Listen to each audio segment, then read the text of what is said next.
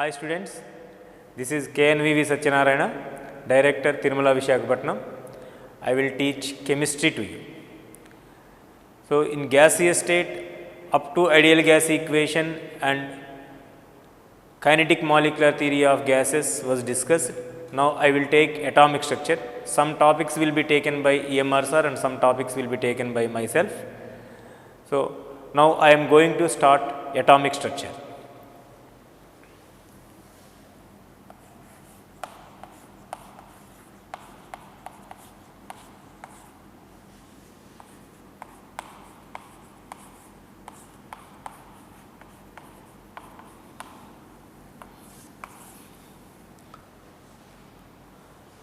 So in atomic structure, what we are going to discuss, that you have to know first.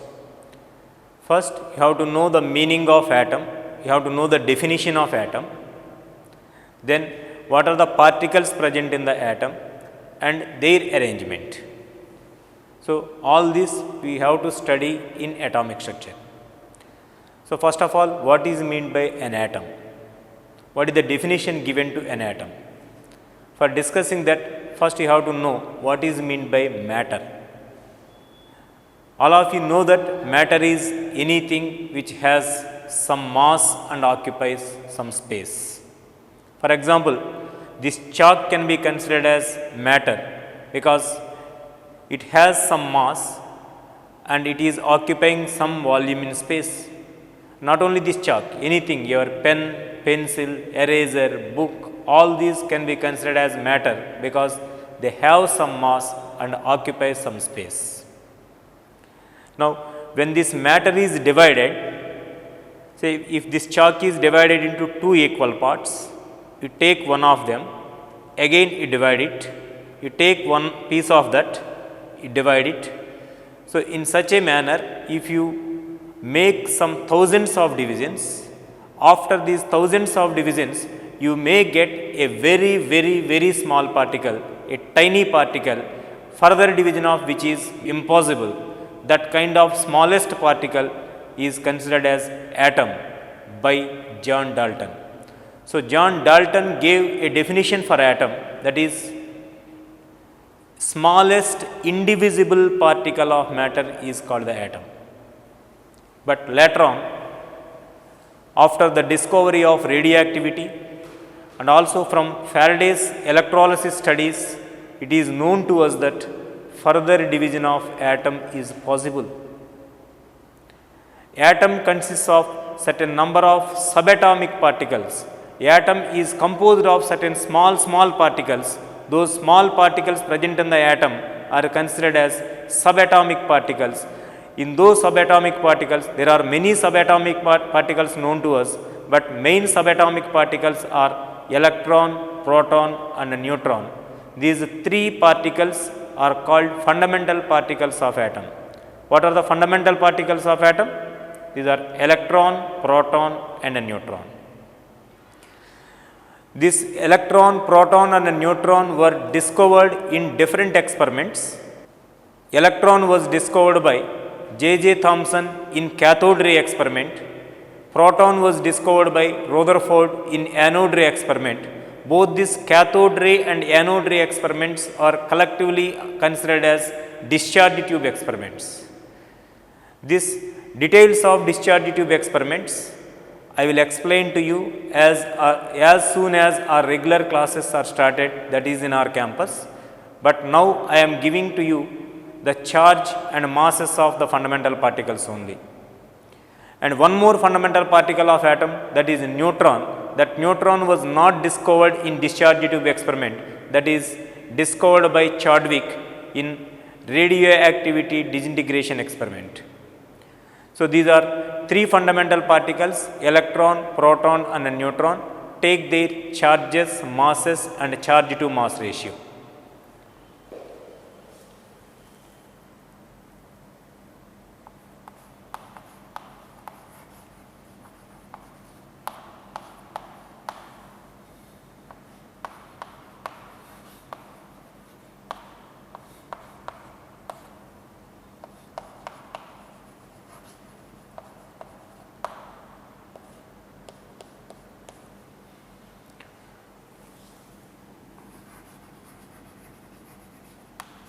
Charge will be represented by the letter E generally.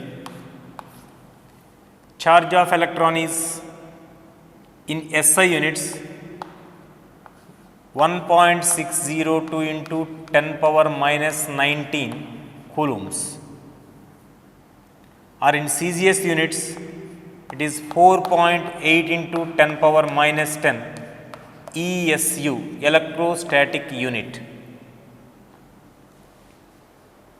But I am giving negative sign to electron because another fundamental particle of atom, that is proton, charge of proton is same as that of electron, but they are opposite in nature.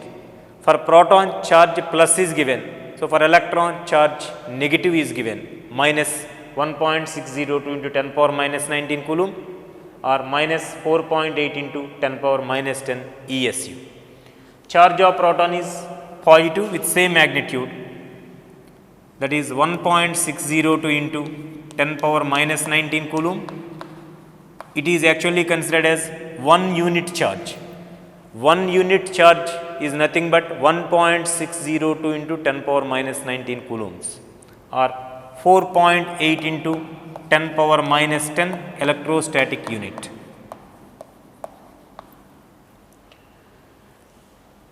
But neutron is a neutrally charged particle. That is why the name neutron was given to that particle. So, neutrally charged particle means it has charge 0. Then masses. Mass of electron is approximately 9.11 into 10 power minus 28 gram, or in SI units it is minus 31. 9.11 into 10 power minus 31 kg. Another unit to express masses of the particles is atomic mass units. In chemistry, we will consider the masses of the particles in units called atomic mass unit. In atomic mass units, mass of electron is 0.00055 or 548 atomic mass unit.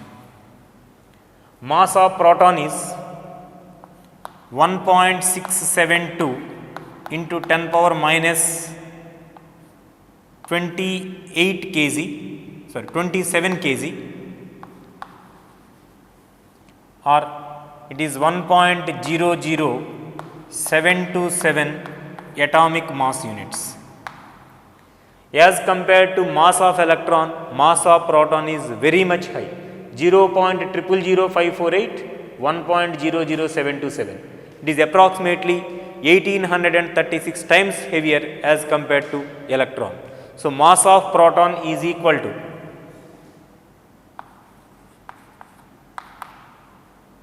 1836 into mass of electron approximately. Then mass of neutron. Neutron is slightly heavier than proton. Its mass is 1.675 into 10 power minus 27 kg, or 1.008665 atomic mass units. So, these are the charges and masses of electron, proton and a neutron. And sometimes charge to mass ratio may be asked in examinations, or the trend in charge to mass ratio of these three fundamental particles can be given to you. That charge to mass ratio is also called specific charge. So, can you find the specific charges of these particles or not? Specific charge of electron, this value divided by this value is approximately 1.76 into 10 power 11 coulomb per kg. For proton it is 9.58 into 10 power 7 coulomb per kg. What about for neutron? as its charge is 0, specific charge is also 0. This is only mass of proton and mass of electron relation. These are the specific charges of three fundamental particles. And one more information to be known by you is proton. What is a proton? Proton is nothing but ionized hydrogen atom. Means from hydrogen atom, when one electron is removed, H plus ion will be generated. That H plus ion is called a proton.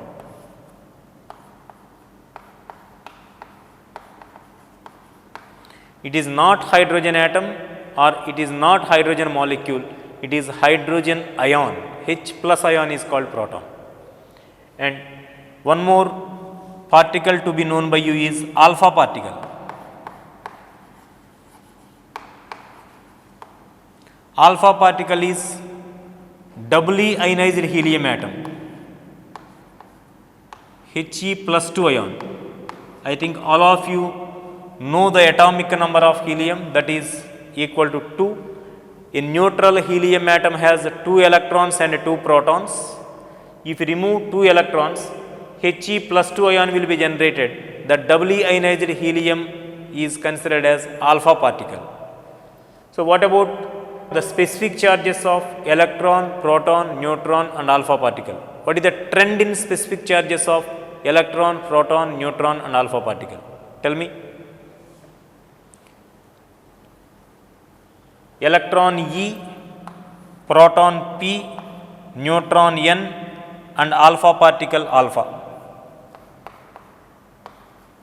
I am asking the trend in specific charges of these particles. Among these particles, if we take charge by mass, electron has charge 1 unit, mass is 0.000548 AMU. Proton charge is 1 unit and in atomic mass units mass is 1.0027. Neutron specific charge 0, alpha particle charge 2 units, He plus 2 ion divided by mass is 4 units. So, what is the correct order of specific charges of these particles? Maximum specific charge is for electron because its mass is minimum.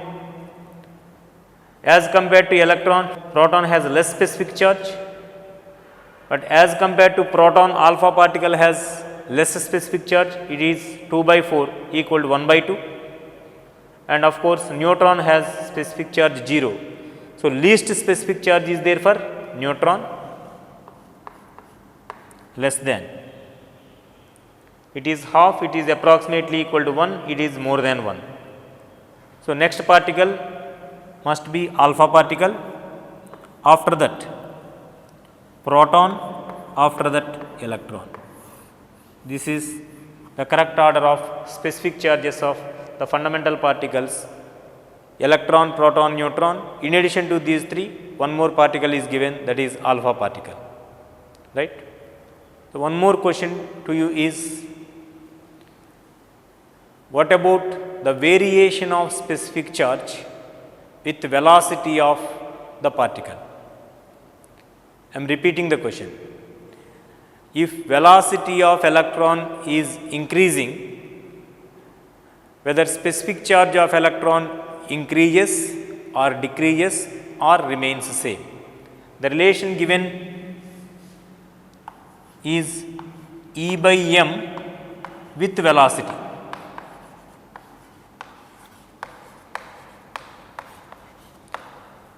As velocity of electron increases, whether E by m value of electron is increasing or decreasing or it remains same, that is my question.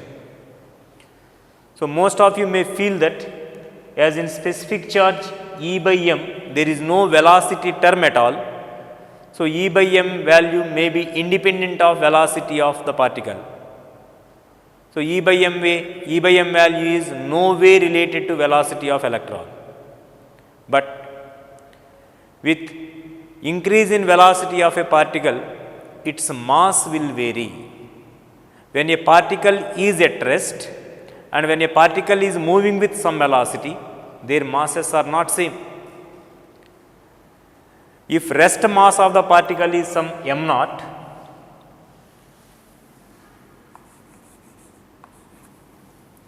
when the particle is moving with a velocity v, then its mass is m. Einstein gave the theory of relativity. From that theory of relativity, the relationship between rest mass of the particle and the mass of the particle when it is moving with velocity v is m equal to m naught divided by root over 1 minus v square divided by c square.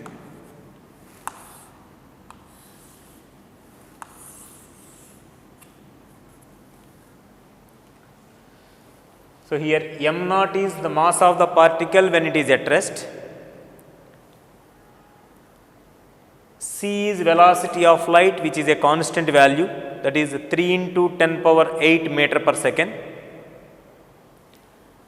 v is the velocity of the particle, means when the particle is moving with a velocity v, then the mass of the particle is m.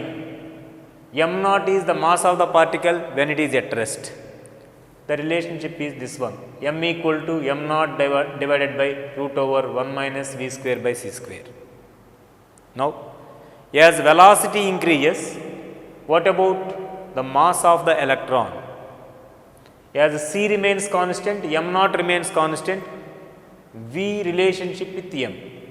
With increase in value of v, this v square by c square value is increasing. So, 1 minus v square by c square value will decrease. You are subtracting this v square by c square from 1. So, the value in denominator is decreasing. As value in denominator is decreasing, this m is increasing. Therefore, with increase in velocity of the particle, mass of the particle is also increasing. When mass of the particle is increasing, what about its E by m value? Specific charge of electron obviously will decrease because m is here in denominator. So, with increase in velocity of the particle, the specific charge of the electron is decreasing. With increase in velocity, mass of the particle is increasing, hence E by m value of particle is decreasing. That is the answer. So, this is about charge, mass and specific charges of the three fundamental particles, electron, proton and a neutron. Now, the question is how these three fundamental particles were arranged in a very small part of the matter, that is in an atom. Atom itself is very small. In that smallest portion of matter, that is in an atom, how these three fundamental particles will be arranged. That arrangement of fundamental particles in the atom will be studied from atomic structure. Complete atomic structure is related to the arrangement of the particles in the atom, right?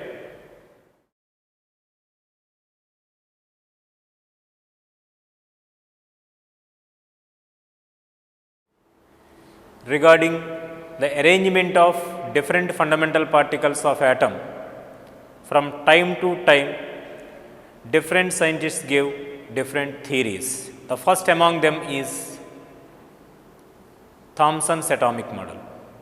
J.J. Thomson proposed an atomic model to explain the arrangement of fundamental particles of atom for the first time. At the time of Thomson, only the two fundamental particles, electron and proton, were discovered. Neutron was not discovered at that time. So, his theory is also related to the arrangement of electron and proton only. This theory is not at all related to the arrangement of neutron in an atom. According to Thomson, the atom is in the shape of a sphere and that entire spherically shaped atom will be occupied by the protons, means protons are completely spreaded over the spherically shaped atom, and in that electrons are embedded.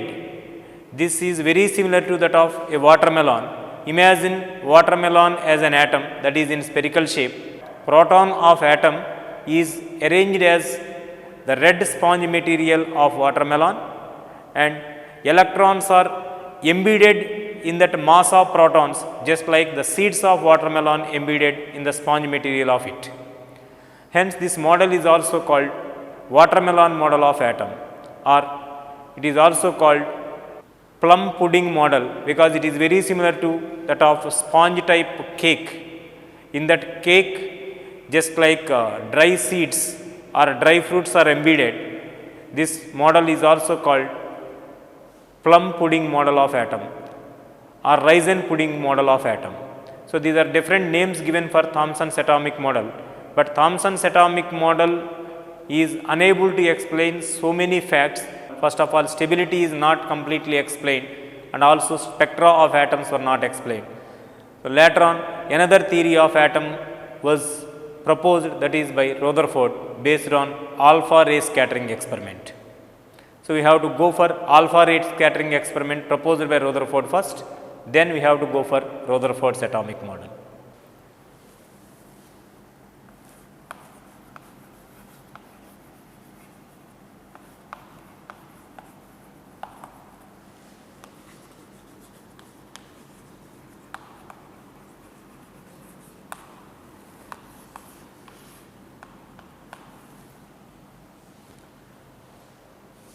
Rutherford took a source of alpha particles, that is a polonium material.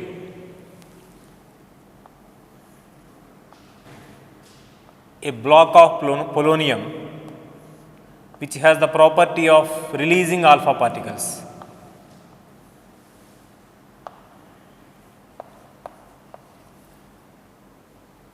And from this we can select certain number of alpha particles with the help of a slit or screen, and these alpha particles are allowed to fall on a very thin foil, metal foil, that is gold foil.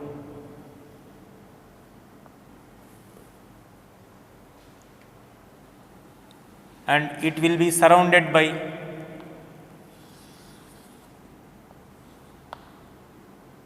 a circular disc.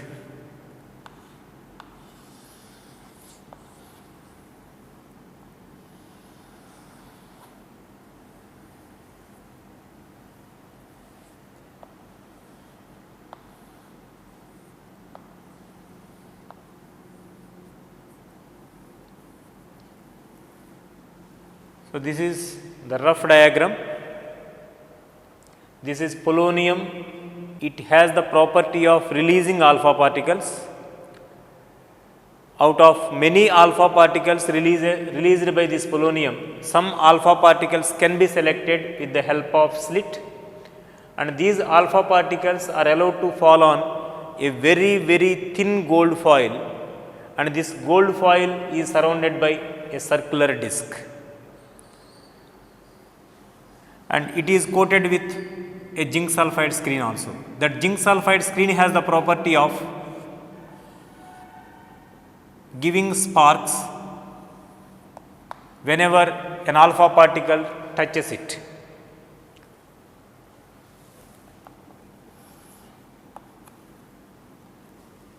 Then the observations are: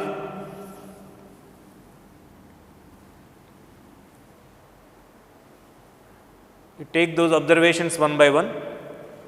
First one is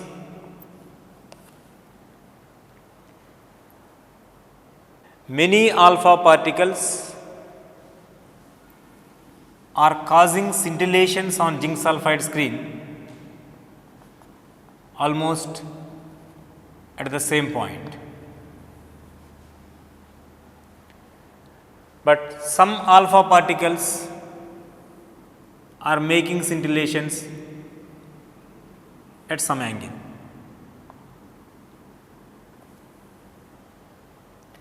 And very few alpha particles, say 1 in 20,000 alpha particles, bounces back in the same direction.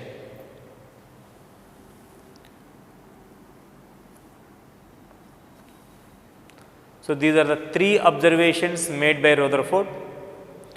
The three observations are: one is almost all alpha particles are causing scintillations on zinc sulphide screen at one point. From that, we can say that almost all alpha particles directly passes through the gold foil without causing any deviation. That is the first observation made by Rutherford.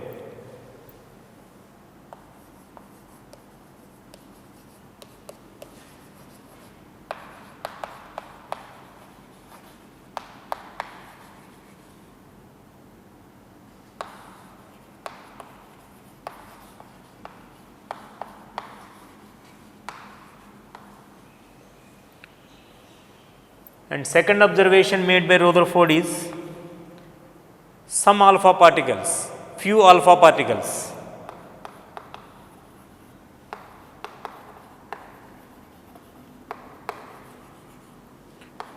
deviates from their path by small angles.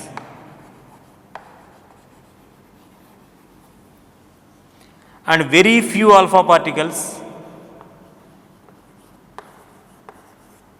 reflected back in the same direction. These are the three observations made by Rutherford from alpha ray scattering experiment. So, these observations was picturized by Rutherford in this manner. As gold foil is very thin,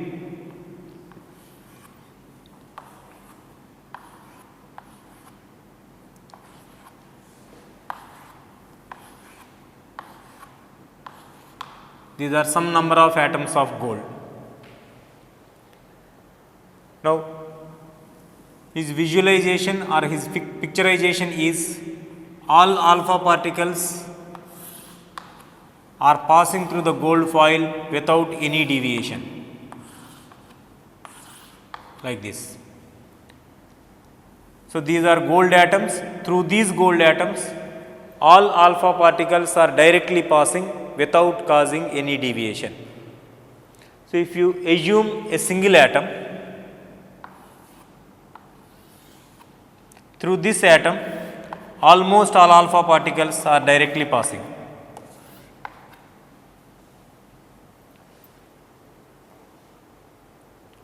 So, based on this, Rutherford proposed that most part of the atom is empty.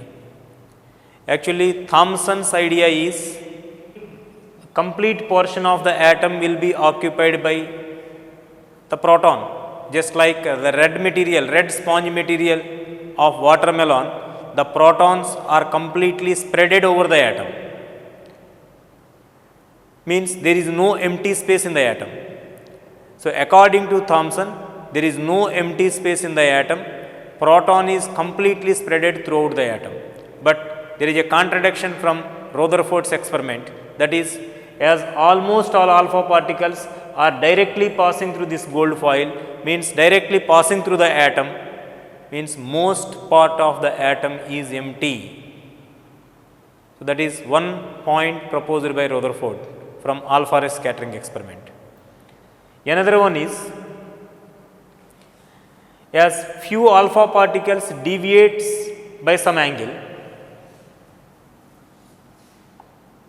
he picturized these alpha particles in this way.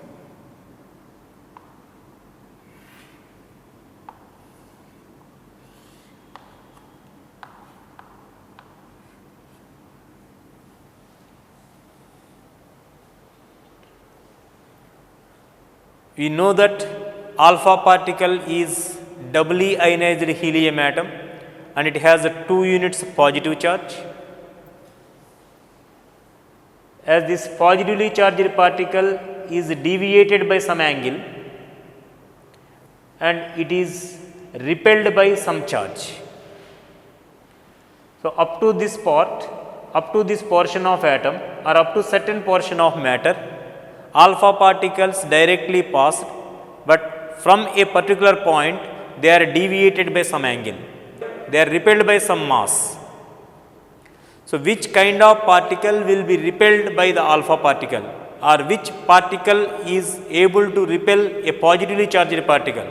Is a positively charged particle can repel positive charge, or a negatively charged particle will repel the positive charge.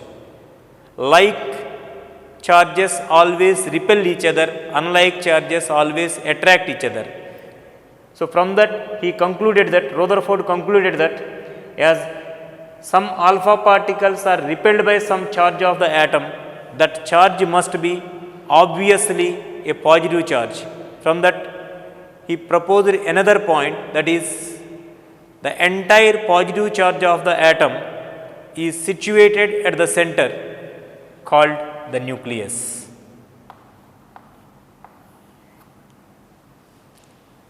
Is it clear to all of you or not?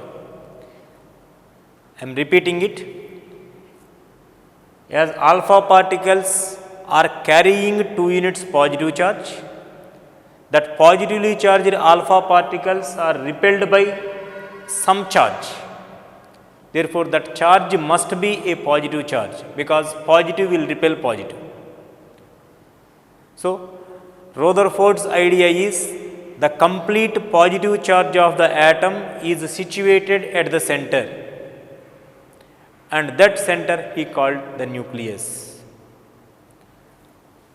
Then one more observation made by Rutherford is, a very few number of alpha particles, say 1 in 20,000 alpha particles, bounces back in the same direction. If this is one alpha particle moving in the forward direction, then reflected back. The conclusion from this observation is, the size of the nucleus or the radius of the nucleus is too small as compared to that of atom. Because if the nucleus has enough size, or if the nucleus has comparable size, then more number of alpha particles must be reflected back. But a very few number of alpha particles only are reflected back, means size of the nucleus is very, very, very small as compared to that of atom. If radius of atom is in the order of 10 power minus 8 centimeters,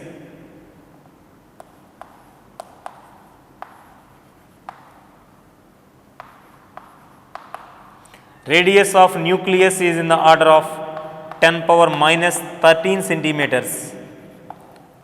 This 10 power minus 13 centimeters is called 1 Fermi. 10 power minus 8 centimeters is angstrom unit.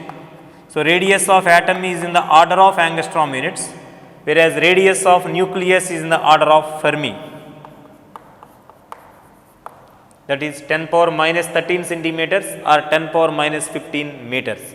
So, what about the relation between the two radii? Radius of nucleus into 10 power 5 is equal to radius of atom.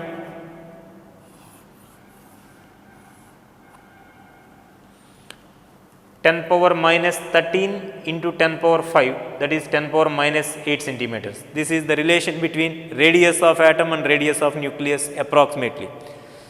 So, volume of the atom is 10 power 15 times more as compared to that of nucleus. So, these are the main points proposed by Rutherford from alpha ray scattering experiment.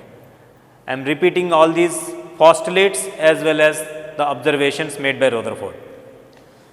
So, first observation is, almost all alpha particles directly passed through the gold foil, means almost all alpha particles directly passes through the atom. From this observation, Rutherford proposed that most part of the atom is empty. If most part of the atom is not empty, many alpha particles may be deviated. As this complete part of the atom is empty, these alpha particles are directly passing through the gold foil without causing any deviation, right? And another observation is, few alpha particles deviate through small angles, means few alpha particles are repelled by some charge, the charge must be a positive charge. From that he concluded that the entire positive charge of the atom is situated at the center, that center he called the nucleus. not only this entire positive charge, he proposed that the entire positive charge and almost all the mass of atom is situated at the center called the nucleus. Then,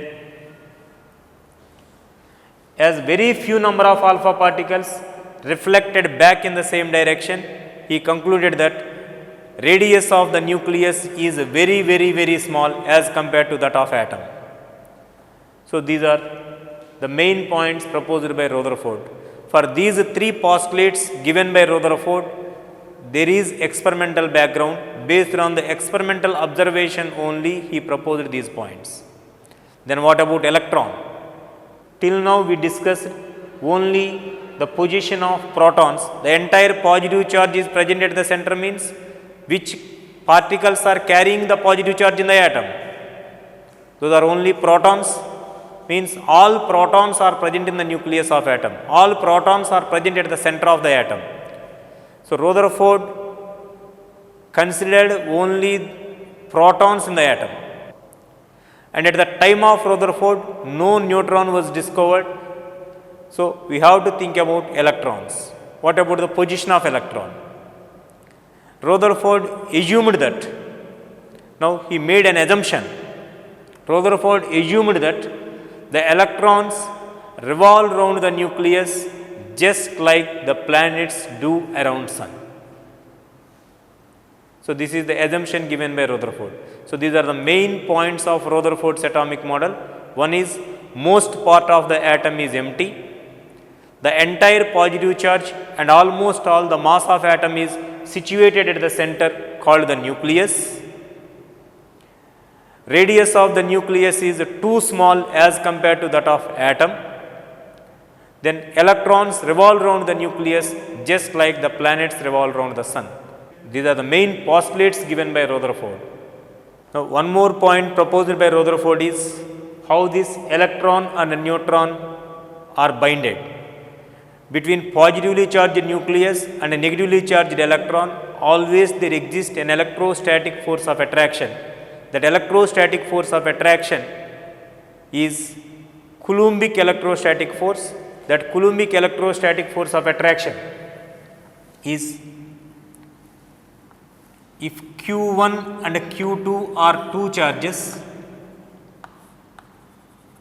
are separated by some distance d, then according to Coulomb's law, force of attraction or repulsion between the two charges is proportional to the product of two charges Q1 and Q2 divided by distance square, that is d square. This is Coulombic electrostatic force of attraction magnitude. Now, this nucleus and electron are two charges. Nucleus has positive charge and electron has negative charge.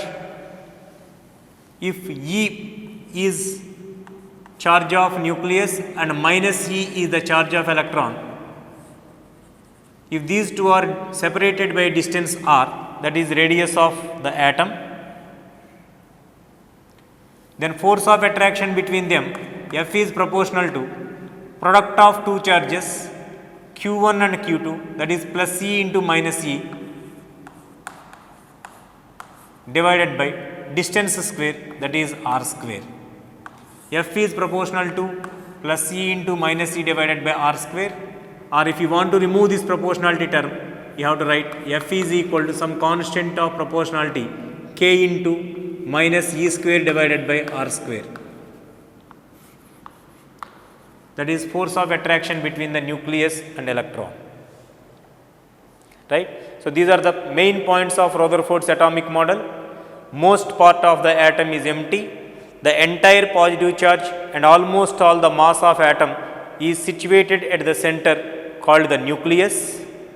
The radius of nucleus is too small as compared to that of atom.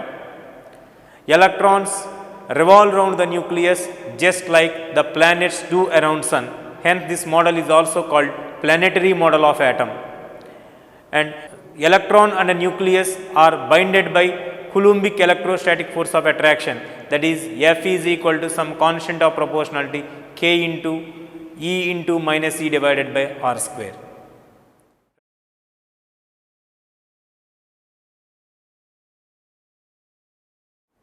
So, we can picturize the atom as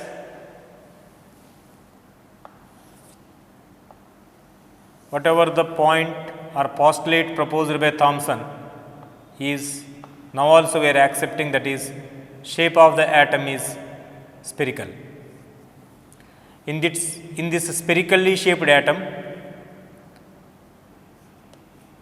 at the center complete positive charge is situated and it is called the nucleus.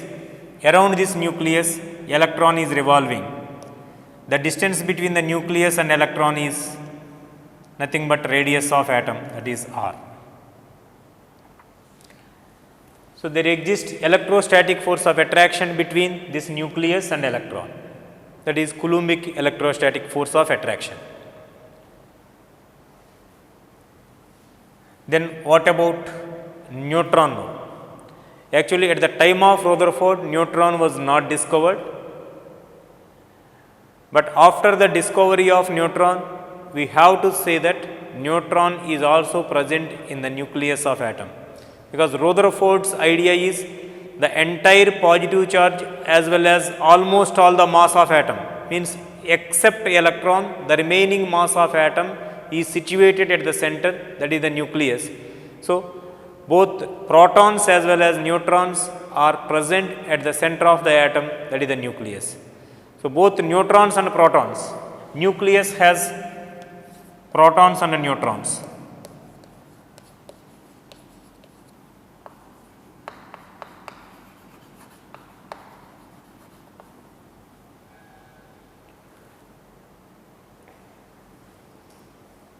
So, most mass of the atom is carried by these protons and neutrons.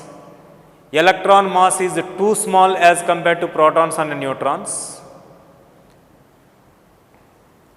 Hence, the number of protons and neutrons is given with a term called mass number and is represented by a letter A. Mass number A is equal to sum of number of protons and neutrons.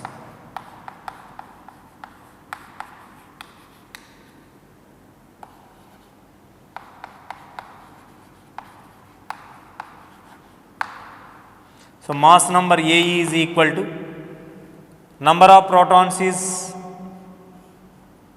considered as atomic number Z plus number of neutrons n. A is equal to Z plus n, and the number of protons is nothing but atomic number. So, in general, any atom is represented as, if X is the atom, its atomic number is Z and mass number is A.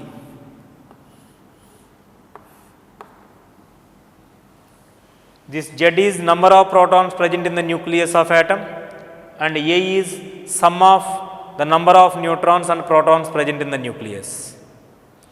Then what about electrons? In element X, if it is represented as XZA, number of protons is equal to number of electrons is equal to Z, atomic number Z. Number of neutrons n is equal to mass number minus atomic number A minus Z.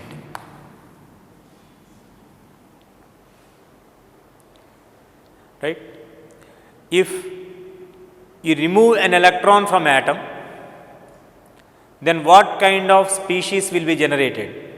Whether a positively charged ion is formed or a negative ion is formed.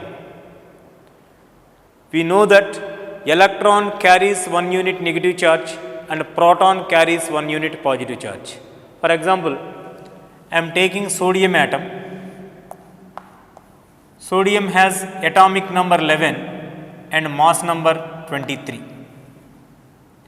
How many protons, electrons and neutrons are there in a neutral sodium atom? Atomic number 11 means number of protons is equal to number of electrons is equal to 11. Number of neutrons is equal to mass number minus atomic number 23 minus 11, that is 12.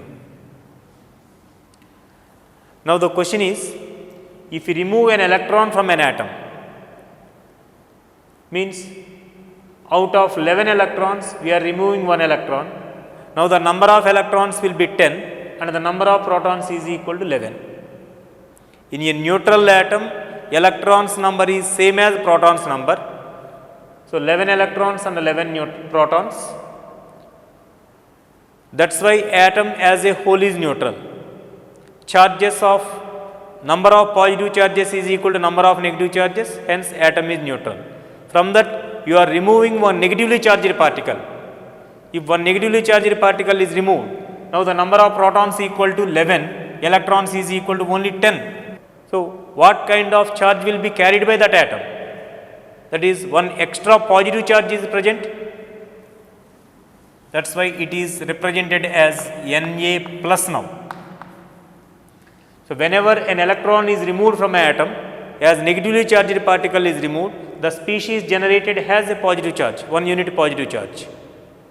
If 2 electrons are removed, 2 units positive charge. So number of positive charges is equal to the number of electrons lost by that atom. Similarly, if an electron is added to an atom A, if electron is added, or to an atom oxygen, neutral oxygen atom has 8 protons and 8 electrons. It is represented as O816. 16 minus 8, number of neutrons 8. When you are added one electron, then 8 protons, 9 electrons and 8 neutrons. So as compared to number of protons, one extra electron is there, hence it is represented as O minus ion. By the addition of electron to an atom, a negatively charged ion is formed. When you are removing electron from an atom, a positively charged ion is formed. The number of electrons added is equal to the number of units of negative charge generated on the atom, that is anion, negatively charged ion. The number of electrons removed from the atom is equal to the number of units of positive charge carried by that ion, that is a positively charged ion is formed, that is called cation. Positive ion is called cation, negative ion is called anion. Right? Now I am giving a question to you. Find the number of electrons, protons and neutrons in a bivalent iron ion with the mass number some 56. Atomic number of iron is known to you, that is 26. Mass number is 56, and I am giving you a bivalent positively charged iron ion. Bivalent means valency 2, means that iron atom is carrying 2 units positive charge, means that is a doubly ionized iron atom, Fe plus 2 ion.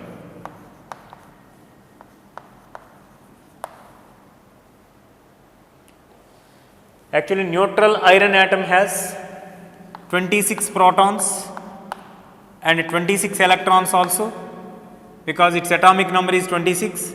And how many number of neutrons are there? The number of neutrons is 56 minus 26, that is 30. Mass number minus atomic number equal to number of neutrons. So neutral iron atom has 26 electrons, 26 protons and 30 neutrons. But bivalent Fe plus 2 ion will be generated when iron atom has lost 2 electrons. Right? So out of 26 electrons, you have to remove 2 electrons. Number of electrons is 24, but number of protons remains same, that is 26 only, and 30 neutrons. So this is how to find number of electrons, protons and neutrons. Similarly, a bivalent negatively charged oxygen has how many electrons, protons and neutrons? O minus 2 ion. Oxygen atom O816, electrons equal to protons equal to 8, neutrons is also equal to 8, 16 minus 8. O minus 2 ion, means you are added 2 electrons. So, number of electrons will be now 10, 8 protons and 8 neutrons.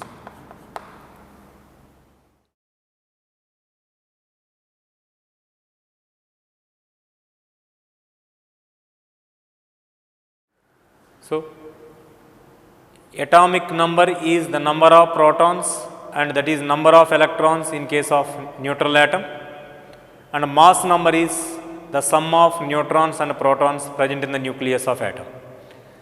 Then there are 2-3 terms: isotopes, isobars, isotones.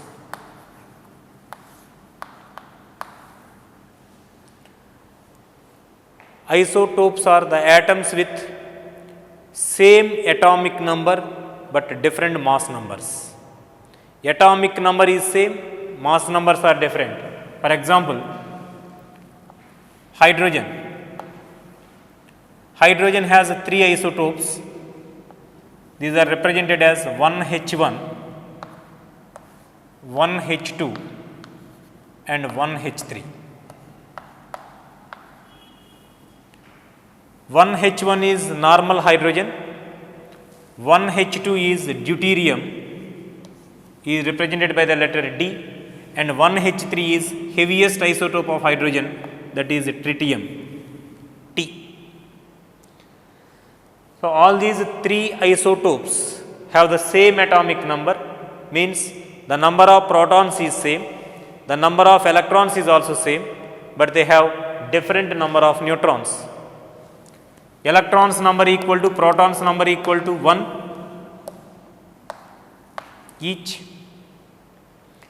but number of neutrons 1 minus 1 0, 2 minus 1 1, 3 minus 1 2. So, hydrogen atom has no neutron at all.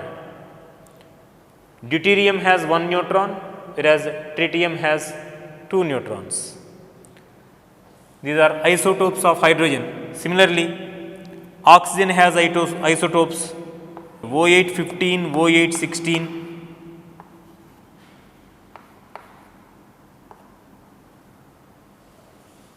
O818 also, O817. So, many atoms have isotopes, means the same atom may be existed with different mass numbers. For all these isotopes, as their atomic numbers are same, number of protons is same, number of electrons is also same. All of you know that chemical properties mainly depends upon the number of electrons. Atoms with similar valence shell electronic configuration have similar properties. So, all isotopes of atom have same number of protons and same number of electrons. Therefore, they have similar chemical properties. So, isotopes of an element have similar chemical properties but dissimilar physical and radioactive properties. Then isobars.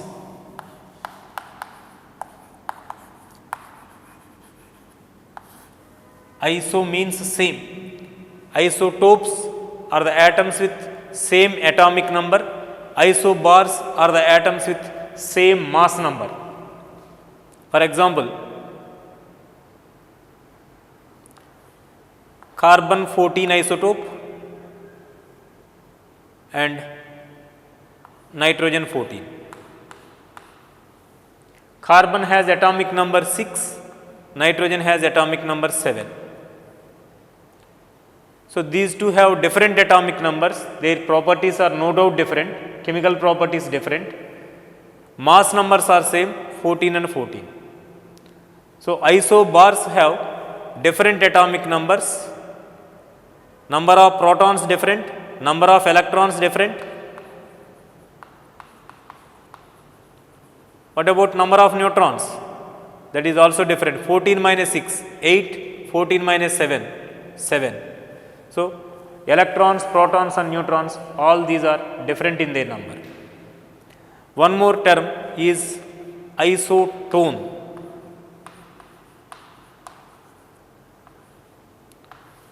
Isotones are the atoms with same number of neutrons. Their atomic number may be different, mass number may be different, but number of neutrons is same. For example, 1H3, that is tritium, and 2He4.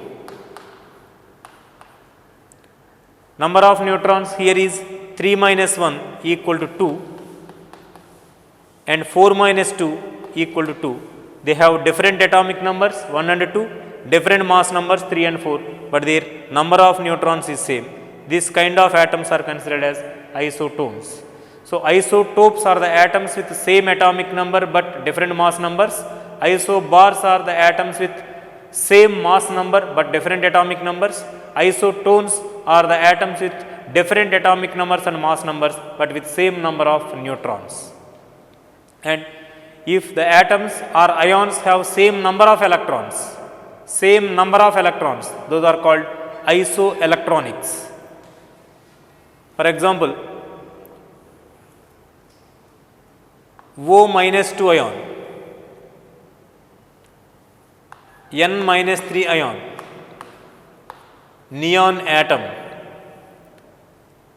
Count how many electrons are there in all these three. Oxygen atom has actually 8 electrons, but O minus 2 ion is formed by gaining 2 electrons. So, number of electrons of O minus 2 is 10. Nitrogen atom has 7 electrons, but by adding 3 electrons, N minus 3 ion is generated. So, 7 plus 3, 10 electrons. Neon atom also has 10 electrons. So, all these three have same number of electrons, hence these are called isoelectronics or isoelectronic species. So, these are isotopes, isobars, isotones and isoelectronics, right. And one more fact we have to discuss is limitations of Rutherford's atomic model.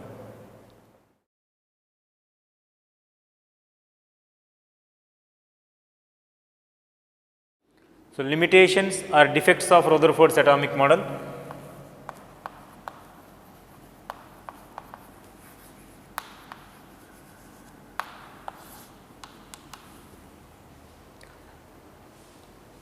Though this Rutherford's atomic model is superior over Thomson's atomic model, because Thomson's atomic model has no experimental evidence.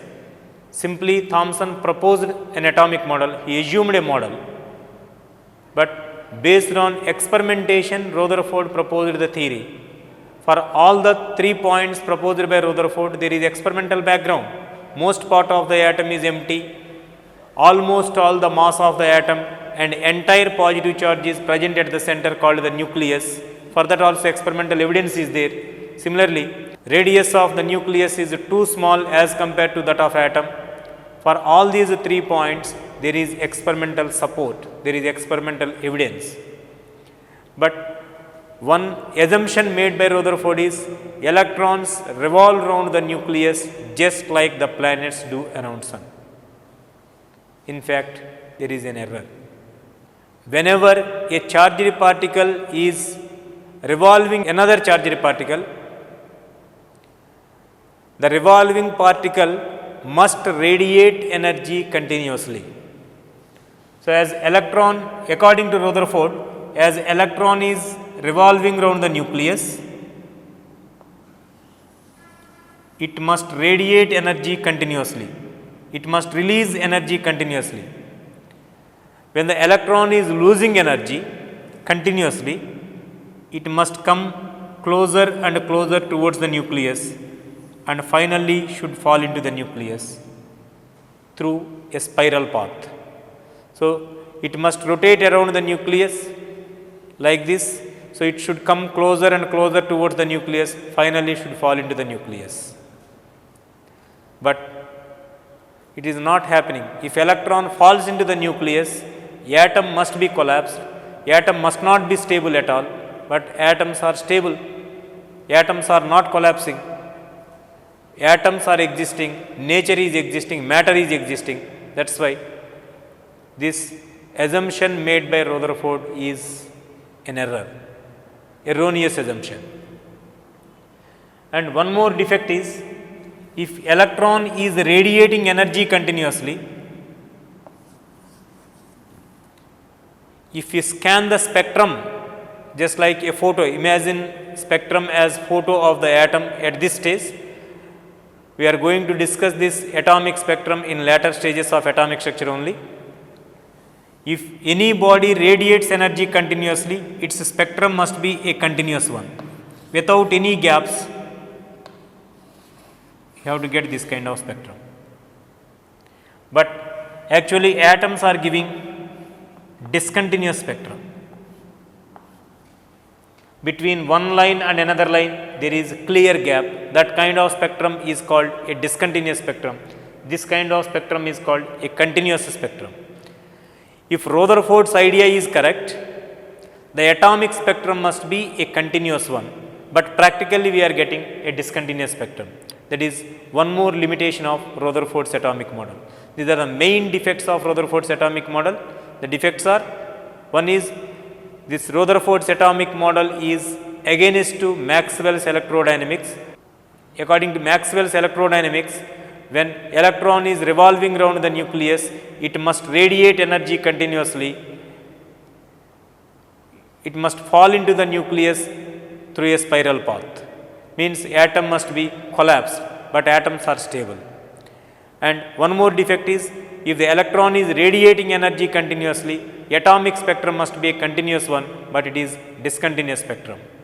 So these facts were unable to explain by Rutherford. Hence, another model of atom was proposed by Niels Bohr. Before going to take that Bohr's atomic model, some other facts, Planck's quantum theory must be studied by you. That I will take in the next class. Right? Today we discussed the fundamental particles and their charges and masses. Then arrangement of fundamental particles by two atomic theories. One is Thomson's atomic model and another one is Rutherford's atomic model. Rutherford's atomic model has experimental support, that is alpha ray scattering experiment. That experiment and theory and the limitations of Rutherford's atomic theory we covered, right.